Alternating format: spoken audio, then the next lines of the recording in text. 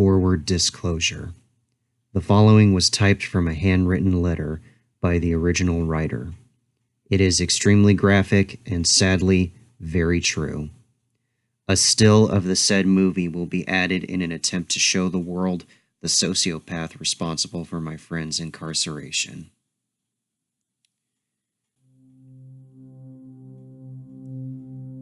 I was a porn director who made movies in the states where it is illegal.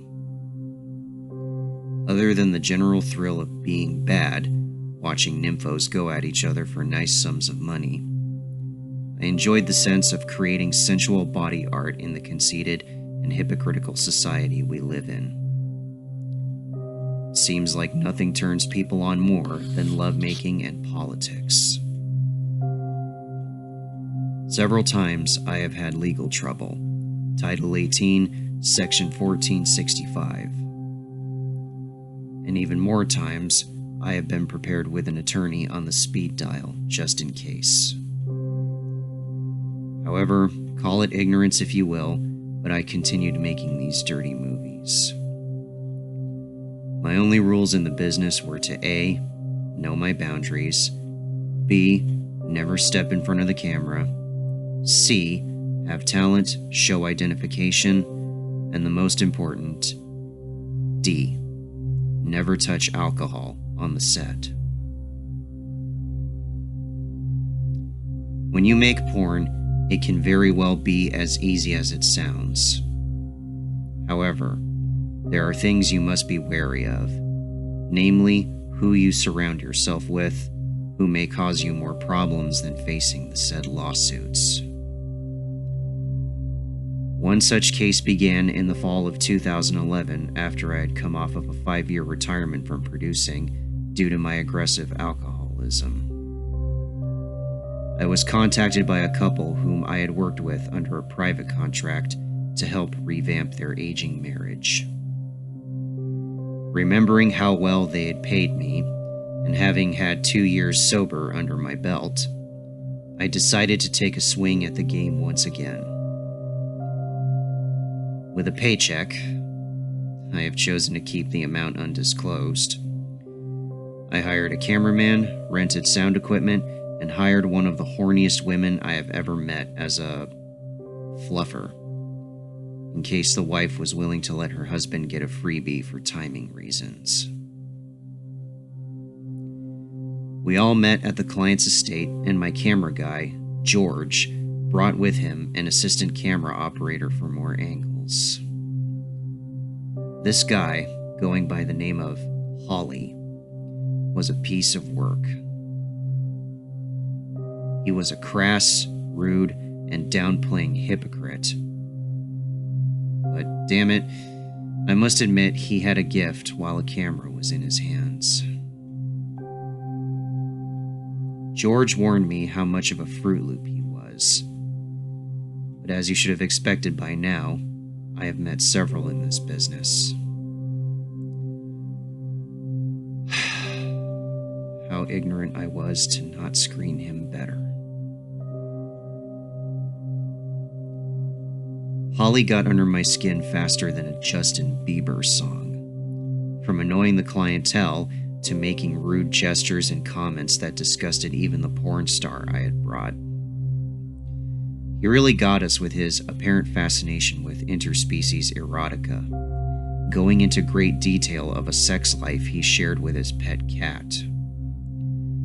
The worst thing happened when he mentioned he had noticed the homeowners owned a pet chihuahua themselves, although it was not present, and he was obviously interested in seeing it. To this extent, I have never known the couple to own a pet due to the fact that it was kept in another room. At this point, both women in the room left, and the male client became infuriated with me for bringing this freak.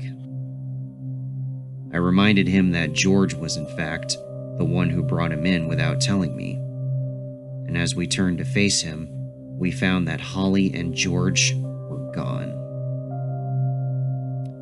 Still upset myself, I walked and talked with my client as we entered the kitchen to find the women mixing drinks and doing cocaine. As I proceeded to relapse due to the disturbing evening, the client's wife was holding the pet chihuahua who had been kept in a downstairs bedroom while we were filming. However, the poor animal was weak and frail, shaking in a way I had never seen a pet do so.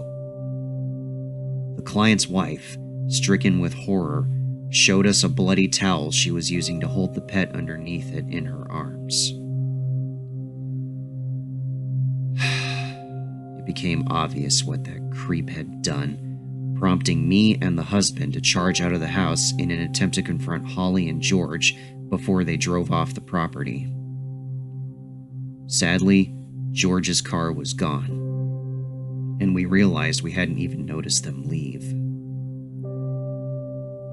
Despite being forgiven myself for my involvement, I was harshly reminded why I retired from this business in the first place. The new year has come to pass, and I have not even considered returning to the porn industry ever again. However, I still drink to drown the horrors I have witnessed. And as an animal rights advocate, I don't care if anyone blames me. I kept in contact with the ex-clients until their filing for divorce in December of 2011. Something I know I am partially responsible for in my heart. My once nymphomaniac, cock-loving friend has since become a born-again Christian. Good for her, I guess. And as for George or that creepy bastard Holly, I have no idea. Though it's probably for the best that I never see either of them ever again. Last week, my attorney called me, angrily demanding that I come down to his office. As I entered the study, it was very clear that he was truly upset with me. He went on to tell me that the former clients were now suing me for animal cruelty. Finding this accusation absurd, I tried to counter-argue that point. That is, until my lawyer proceeded to level with me. A video had emerged on one of my former porn sites, taking place in the extra bedroom at the ex-client's house. Having come across it, the husband forwarded it to his lawyer, and he sent it to mine along with the lawsuit. From that end, my attorney viewed it and wanted me to see it as well. In the video, which lasted a total of 7 minutes and 6 seconds, Holly was visibly raping the chihuahua. No audio was being recorded, and as he was busy with the dog, someone else was definitely holding the camera. I naturally pointed out that he and George had snuck into the room at some point to do this shit. But as my lawyer skipped to the 6-minute mark, my throat went straight into my lungs. I was horrified to watch the cameraman turn the camera around to show that it was, in fact, my own drunken self, smiling and enjoying the event just as much as Holly was. Despite the obvious fact that I had not been drinking for 2 years, nor had I ever met Holly until that night, the damning evidence was right there in front of me. Investigators are searching for the rapist himself. But I know that as I sit here in county waiting for my court date, they'll never find him.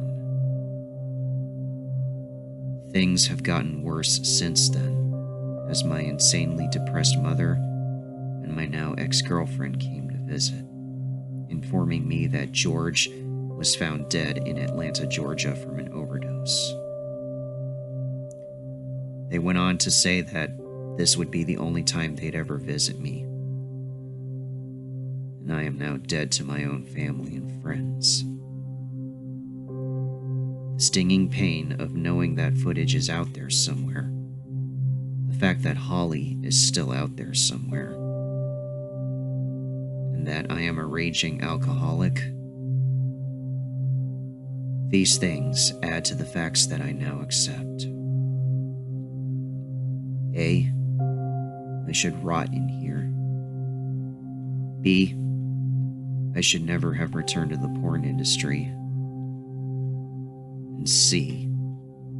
I should never have touched alcohol that night.